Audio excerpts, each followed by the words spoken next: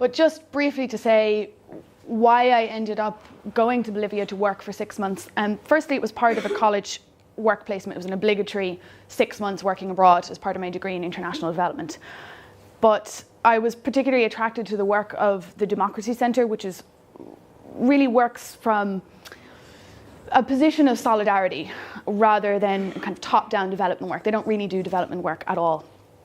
And I also thought, well, I speak Spanish, so that attracted me to go to a Spanish-speaking country. But also I'd been to Bolivia very briefly before, and I kind of was enthralled by the indigenous culture, and I wanted to learn more. And I wanted to know more about the socialist policies, about Evo Morales, about the law of Mother Earth. I discovered when I was there that it can be quite hard to balance respect for Mother Earth with the majority of your GDP coming from extractivism, from natural gas. So it was a bit of a wake-up call for me. But I'm not here to talk about that so much. But if people are interested, I'm going to flag some resources about Bolivia later. Next slide, please. So if anybody wants to tweet, that's the hashtag RockfaceCC, and that's my Twitter handle. I put up Wi-Fi password, but it turns out the Wi-Fi here is free. So next slide, thank you. So just briefly to look at the map, this is the Andes. I was working here in Cochabamba. It's about 2,500 meters in altitude. The capital city, La Paz, is over 4,000 meters in altitude. And the indigenous communities where I was working were also around 4,000 meters in altitude here in Norte Potosí, in this area. Not yet. Just to say, like, the geographical location, like the fact that it's so high altitude really makes it much more geographically vulnerable to the effects of climate change. Like the temperatures, warming temperatures are more evident, and especially a lot of people's water comes from glaciers. So they're melting at an unprecedented rate. Now at the moment, interestingly, there's more water than ever before because they're melting. But once they melt completely, the water's gone.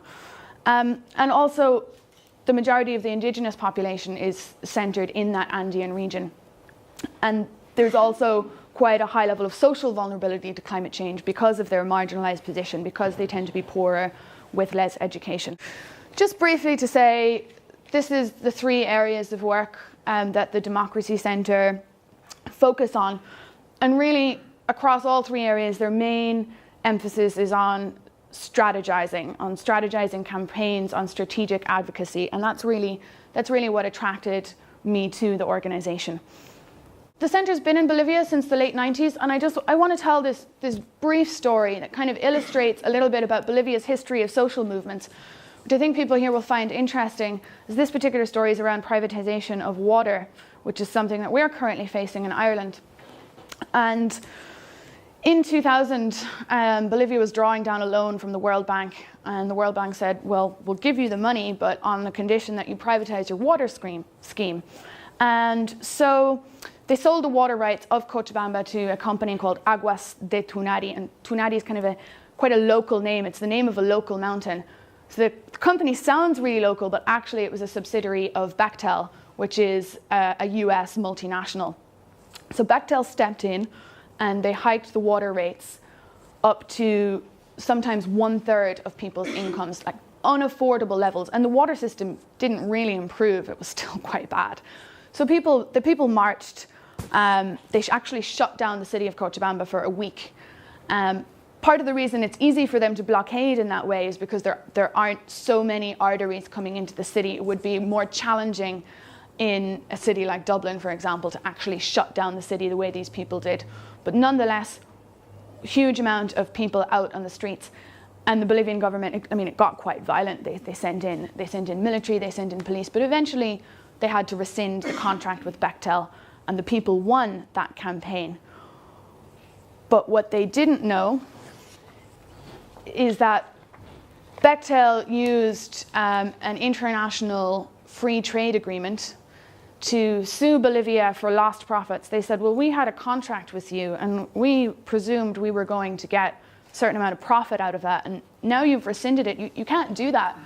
And they sued them for $50 million in a trade court that's actually part of the World Bank called the International Center for the Settlement of Investment Disputes. And that's where the center's experience in strategic advocacy stepped in, and Jim, the director, said, well, how can we target this company? What's their weak spot? Who has the power to drop the case? And he got a personal email address for the CEO, Riley Bechtel, and they embarrassed him so much publicly, internationally, that Bechtel actually settled for a token amount of 2 Bolivianos, which is about 20 cents. So it's a second part of the water war that isn't very well known, but I think it illustrates well the strength of Bolivia's social movements, but also the importance of being really strategic in our campaigns. So the center's work previously focused a lot on the impacts of globalization in Bolivia, such as that story of the World Bank and its pressure to privatize the water. But since then, they've started focusing more on climate change as a major issue of democracy, because there's really very little governmental action. It's people power that's going to hold politics to account, that's going to challenge fossil fuel corporations, and that's going to look at moving away from fossil fuels in how we live and how we create our communities. So the center is looking to position itself as a bridge between North and South, as a way of uniting communities who are looking to create solutions to the climate crisis. And we're looking at doing that in a number of ways, in creating narratives, which is of the reality in the Global South, which is what my work was around and what I'm doing with you tonight. And then also in uniting activists. And one project that's coming up that may be of interest to some of you is around strategizing the COP, the Conference of Parties that will be in Lima in 2014, looking at how we can use activists can use that nexus of energy as an opportunity for organizing ourselves. Not that we have any illusions that there's going to be amazing political action at the COP, but how we can use that opportunity to strategize more. So they're going to be carrying out a series of interviews this year with people who have experience in activism at the COP and collating that into materials that can be shared and used as tools for our learning. So some of you might be interested in getting involved in that. You can talk to me after. I just put this slide in because I was sitting at home in Cork a couple of weeks ago looking at all the photographs on Twitter of the Cork floods and listening to people's complaints at Cork City Council and how they didn't have enough sandbags out. And there's floods happening in Bolivia right now. And I was just kind of laughing. It's like, I mean, yes, of course they have relief, and yes, they've sent the army in to help people. They're not helpless by any means. But the level of government help is just so far below, and the impacts on people are so much greater when they don't. Like, you might not have a doorway to put sandbags in. So I've just noticed as well that we've started talking here now, oh, these floods, this bad weather, maybe it's climate change. And there's a bit of talk in the media, which is great, and I welcome that. And even RTE has been asking for advice on improving its climate coverage. But I've noticed that a lot of the talk is how are we going to adapt? You know, maybe this is climate change. What are we going to do in our coastal communities? But there isn't really so much talk about mitigation and how other countries with very few resources are adapting. And I've heard other arguments to that. They say, well, yes, you know, we're going to figure out how to adapt and we'll transfer that technology to the Global South. But it's not really that simple, because that kind of adaptation is very context specific. And it also doesn't address the question of mitigation whatsoever. Or we're going to transfer technology north to south. Well, what about what we have to learn from the south on how to live with fewer resources? So I just put that in there because I thought what's going on right now in Bolivia, in Ireland with flooding is quite relevant to what we're talking about tonight. Going back to linking north and south in talking about the climate crisis and solutions for the climate crisis. We need to look at different ways, different tools we can use to engage. And this is a website that I was involved in helping, I was helping develop a curriculum guide for using stories of how climate change is affecting Bolivia's water in a classroom setting, and encouraging students to come up with ideas for solutions, and using this part of the website, the climate change classroom, to get classrooms north and south to link up and share ideas. And we're starting to do that through Eco UNESCO here in Dublin and a group in Cochabamba. But it's a new approach, and we're really eager to get interaction and people's feedback on it, because it's not just about presenting the information, but about trying to get people to use the information in creative ways and come up with new ideas and solutions themselves. So it might seem that I'm flagging the centre's work, but I also want to get you guys thinking of ways that we can link in with our partners in the Global South. So that brings me on to talking about my work, specifically around Indigenous communities. So a lot of work that the centre has done, and that has been done by other NGOs, is looking at, of course, the Global South as climate victims, which of course they are, but they're also active adapters and decision makers. You know, people are doing what they have to survive. And so we decided we wanted to research how Indigenous communities are using their traditional knowledge to manage their own adaptation to climate change, with very little outside help, virtually no state support, some NGO support.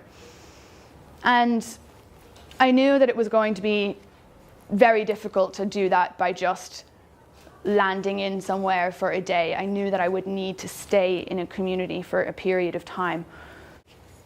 I approached various Bolivian NGOs who work in communities. I didn't have really another way of getting a contact. I couldn't really just arrive into a community and say, hi, I'd like to stay with you. So I found this NGO that works in that area, Norte Potosí, which is the most marginalized and poorest area of Bolivia. They work on nutrition, and they work in 5 communities, and one community in particular, the director told me, had really strong social cohesion, like a really great community organization. She thought it would be a really good fit. And she told me they'd been working there for 8 years on nutrition, and halfway through their time there, they completely changed their working methods. They had been coming in telling people, you know, you're not eating enough of a varied diet, you need more protein, and that wasn't working at all. Telling people what to do, no. So they started doing 1 to 2 day participatory workshops and asking people, why do you eat the way you do? And working through that with them, like really approaching the problem from their reality. And they had much better results. So Maria thought that this community with its level of social cohesion would be a good match for the work we wanted to do. And when she asked them, you know, would you be willing to have 2 women come and stay, myself and a Bolivian colleague, stay with you for a week? They said, well, why do they want to come? She said, oh, well, they're interested in climate change. And they said, well, we're quite interested in climate change too. You know, what are we going to get out of it? We'd like for them to give us a workshop. So that was a big challenge for us, was preparing a workshop in climate change causes, basically in Quechua, with no electricity, and really coming from people with a completely different mindset and reality. Now, I'm going to talk about that again later. First, I'd like to talk a little bit about what the community was like. So it's called Lancaya.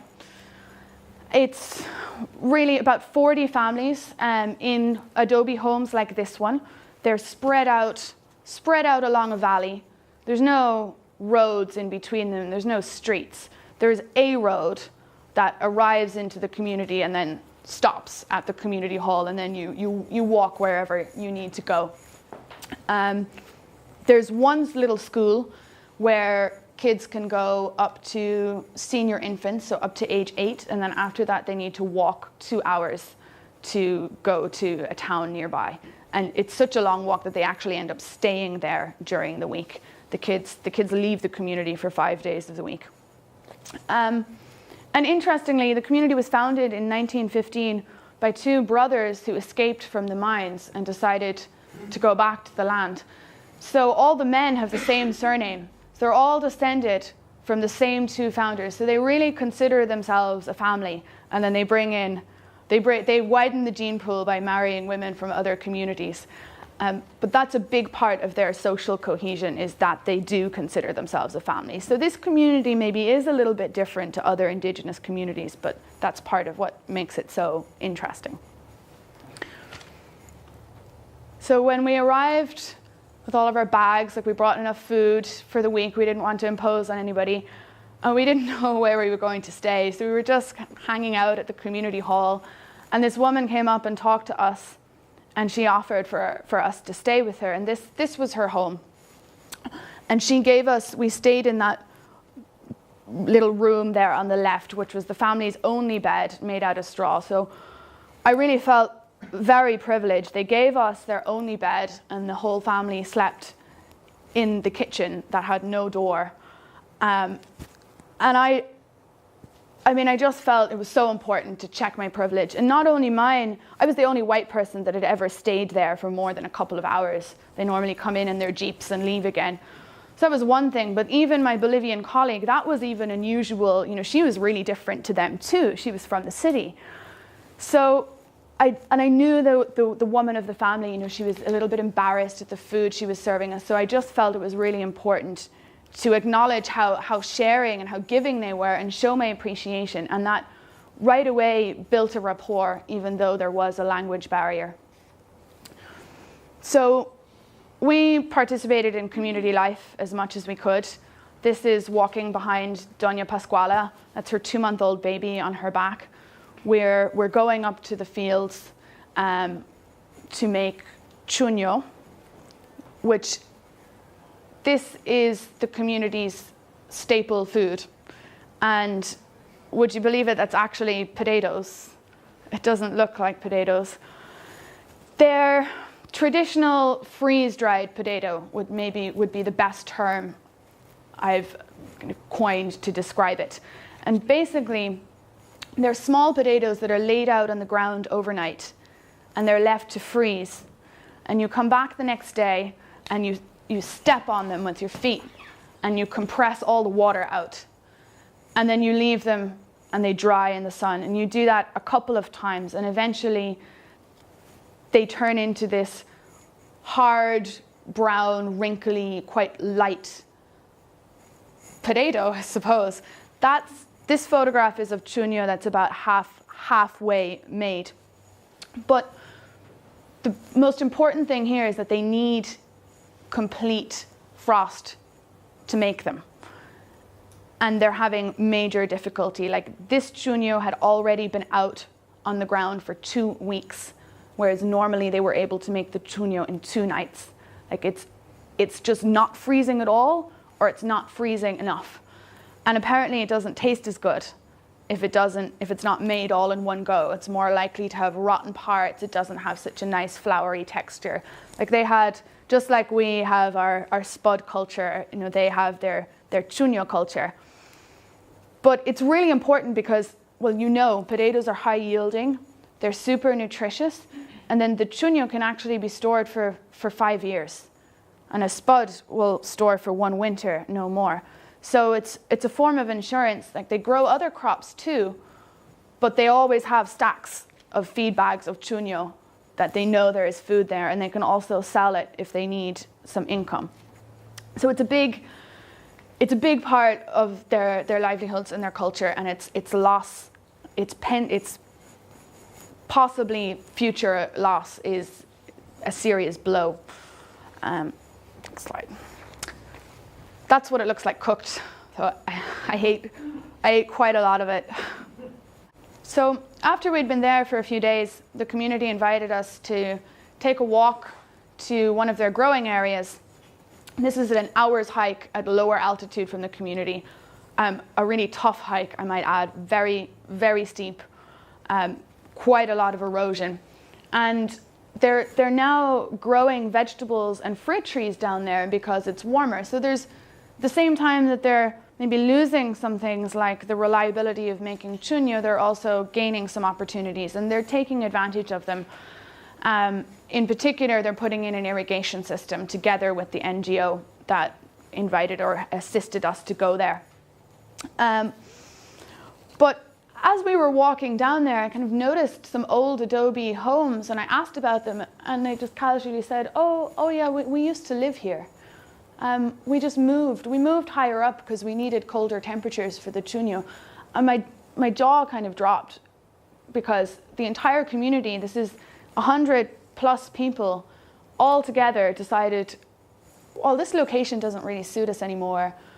We're going to move. And they decided that together. They decided where to go. They decided how they were going to divide up their land, where they were going to build their houses, where they were going to get their water. And I thought of what it's like for me moving house. And then I thought of trying to move house with all of my neighbors in an apartment block. I mean, we have really lost that kind of community cohesion. I was so impressed. So I asked more about, how do they have these meetings? How do they do this? And they explained to me that they use this ancient form of community democracy that actually comes from Inca times. That's the image there on the right. So they have an elected leader who's elected every 1 to 2 years, and they take the job quite seriously, even though it's a volunteer job. Here maybe people don't take that so seriously, but there it's a big responsibility. And the elected leader's job is to facilitate the community meetings and carry out the decisions that people make as a group.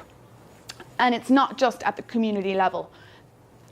In this particular area, 17 different communities meet once a month. Their leaders meet once a month. And then every second month, anybody who wants to from those 17 communities can attend the meetings. And that actually goes up to one more level, and then one level above that, it actually merges with the government system, with at the municipal level. So I was pretty astounded, because I just think, then I Googled community democracy out of interest, just in English, and I got lots of stuff about citizen participation in city budgets, for example, and I thought, well that's great, more participation in politics is wonderful. These people are making decisions about their lives, where they get their water, where they grow their food, how they're going to survive. So, even though we've started moving that way with movements like, say, transition towns, there's still, I really think, quite a divide between participation in politics and this kind of grassroots, let's do it together, kind of democracy and decision making. So we may have plenty of practical skills, but we don't have this kind of cohesion that I saw there in Lancaya. The workshop on climate change, and I just want to tell you a bit about it, because I just think it's so interesting, and it was such an incredible experience. But first, we started the workshop from people's own reality. I wasn't going to walk in there and say, well, I know all about climate change. They actually know way more than me, because they've been observing the effects already for decades. Like, they actually moved, when they moved location to higher altitude, that was about 20 years ago. So temperatures have been warming for a long time.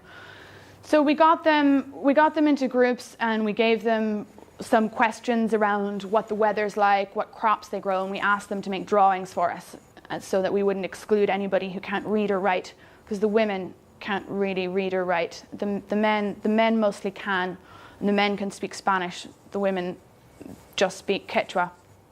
So they did that, and each group presented, and they explained, like, especially 2 older men who were there in their 70s, and they said, oh, the weather's changing completely. And especially just, it still rains, but they don't know when it's going to rain. It's really quite unpredictable. And when the rains do come, they tend to be so heavy that they can wash away the crops. And there's also heavy hail showers. And all of that is really contributing to soil erosion because there's a lack of trees, as you may have noticed in some of the photographs, and that's because people are cutting them down for firewood. And they know that they need trees to hold the soil. They're not stupid, but they just don't have the resources to set up a tree nursery and to keep that regeneration going. You know, they're just living day to day. So the community they know all about climate impacts, but they don't know very much about the causes at all. And I just felt it was wrong. I thought, isn't it their right to know? So we had to dream up a way of explaining global warming. I realized it wasn't enough just to show them the causes of climate change, to talk about fossil fuels and factory farms, that we were going to have to show them how global warming works. To people who may not have ever seen a globe. So we brought an inflatable globe, and that was a big hit. Everybody wanted to see, you know, where I was from and where Bolivia is. And we brought a torch, and we held the globe and the torch, and we said, this is the sun. And we moved the earth. We showed them how the earth moves around. And then we explained, said, well, you know the way when the sun shines on your adobe house, you know, it warms the walls. That's exactly what happens with the earth and the sun. And then we put the earth inside a plastic bag. We said, you know the way when you want to grow vegetables, sometimes you put them inside plastic, which they do. And you know the way your adobe wall radiates out. Well, what's happening is the earth's heat is radiating out, and it can't escape. And those are concepts that can be understood by everyone. But I just thought it was astounding that they don't have access to even that basic information. And of course they can understand. I mean, immediately we got so many questions like, why don't we fall off the earth? I was trying to remember my secondary school science, and Lenny was trying to translate it into Quechua. And it was really great because we knew they were into it when we started having kind of that level of participation. And then we used images to show them some of the causes of climate change. Because talking about factory farms and traffic jams it isn't enough. You know, it's too abstract. So we had a generator and a projector, and we used PowerPoint, just like we are now, to show images of kind of what life is like here. And some of them knew, like the men do migrate for work. So they have been to the city and they've seen cars and traffic jams. The women, not so much. The factory farming was a big wake-up call for them because they were really curious about my life. They said, oh, what do you live from in Ireland? And I said, oh, well, actually, you know, agriculture, cows, like your but the farms are a lot bigger. And they said, oh really? Like how many? Like you're talking like 40 cows? I was like, no. So we showed some photographs of the scale of factory farming that's going on in places like the States and Brazil. And deforestation and some other things. And we showed some of the impacts that other communities across the globe are facing and said, it's not just you. It's happening everywhere. And then we talked, like the big question for them also was, why are you here? So we talked about climate activism. We showed photographs of people protesting. We showed them how corporations are influencing governments, because then the next question was, why aren't governments doing something? So we explained why. We used like logos. We used a Coca-Cola logo, which everybody knows, to talk about how corporations are influencing government. And then I showed them some photographs of like my home in Leitrim, where I have an adobe house and I have a windmill and a compost toilet. And I told them, well, there are people who are actually trying to reverse. They're trying to live like you are, which is their jaw drops, because of course, often the aspiration is to migrate and live in the cities. You know, they can't believe that people would want to go back and live on the land. And of course, I was very aware that I'm standing there in a very privileged position and I'm doing this as a choice, and it's not a choice for them. So I felt I had to be a little bit careful how I talked about that. But they were really interested in the compost toilet, for example. They wanted to know more about that because they don't have any toilets. And I thought that was curious because I've heard of a lot of development organizations in Bolivia going in and building flush toilets and then getting really annoyed that people don't use them. I'm like, well, maybe if you went and talked to people and kind of came at the problem from their reality, let them decide what they need, well then maybe, maybe they would want to build compost toilets. But anyway, for me, it was a process of starting. What I wanted to do was to start a dialogue on working together, what I can learn from them about their community democracy, and maybe some other things that we can bring to the table, like gender rights, like oppression, which is certainly a problem, like simple things like compost toilets, and really looking at the issue of development from a place of solidarity.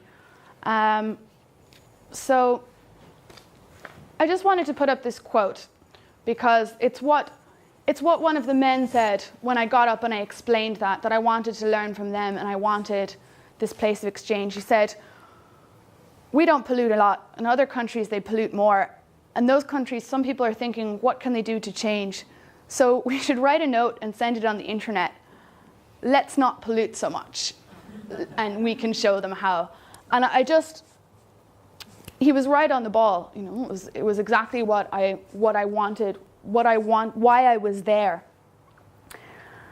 And I think there are endless possibilities for exchange of resources, of knowledge, of tools.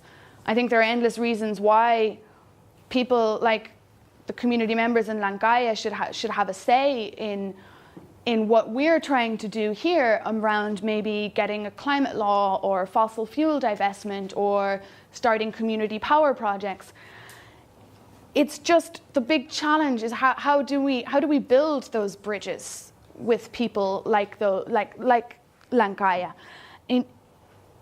So I've been thinking about this problem, and it's the reason I'm here, and I've been looking at some tools that can be used to do that. And I showed you the water website, and I have a few more tools I want to show you and get you thinking on how we can make these connections.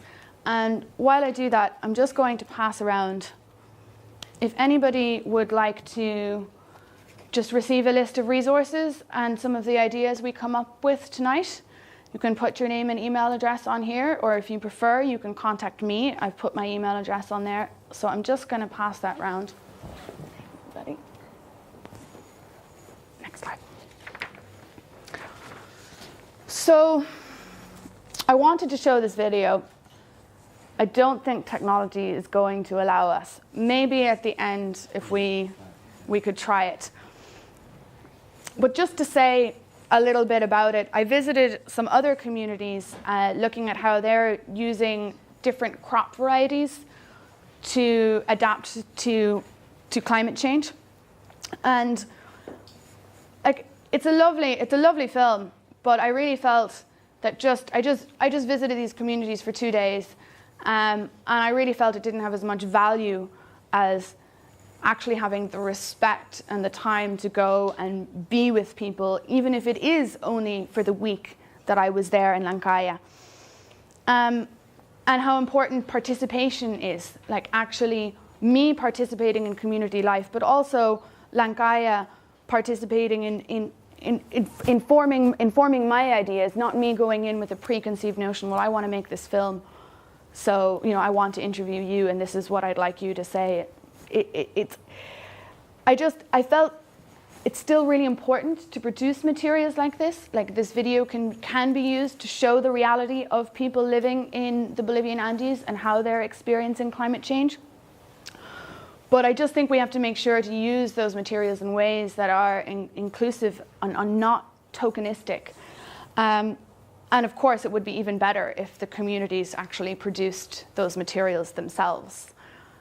So here are some other tools from other organizations that I've been looking at recently.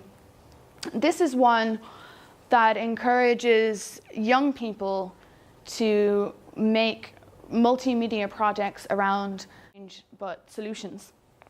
And these are some tools that I'll email out to you guys, and I think are really a starting point for us to think about how we can include Southern voices in our work, whether it be in an NGO or in our own activism. This one I particularly liked because it's actually giving Indigenous communities the tools to make videos themselves. So I can only imagine how empowering that must be for communities to be able to tell their own stories instead of somebody like me coming in and making the film.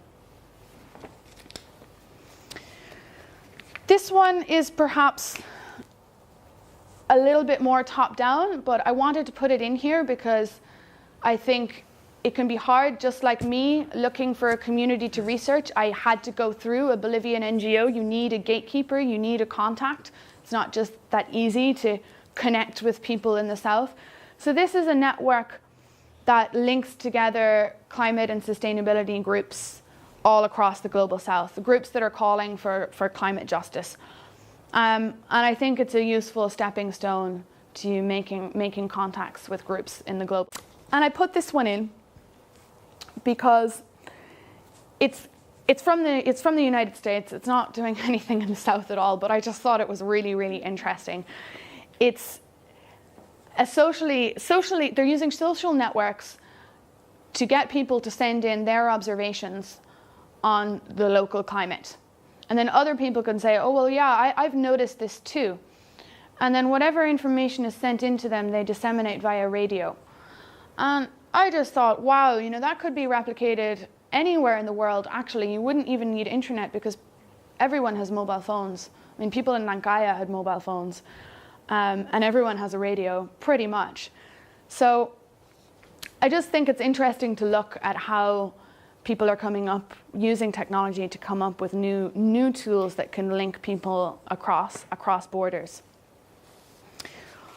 So that pretty much brings me to everything I wanted to say. Oh, but I'm just going to leave this other way slide up here for anybody who was interested in finding out more about Bolivia, about their politics, about Morales, the law of Mother Earth, and these are some really good resources. So I'll just leave that up there for anyone who wants to take them down. And I think we might do some Q&A. So it's good.